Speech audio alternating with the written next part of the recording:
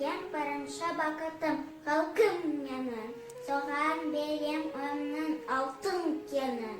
Ол бар болса, мен бармын, кор болмаймын. Қымбатырақ алтыннан нарқым менің. Ал екінші бақытым тылым менің.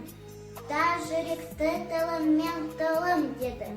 Кейде дүниеден түнінсен де, қасиетті тылыммен түнін едім. Бақытым бар үшінші отан деген. Құдай деген кім десе отан дерген.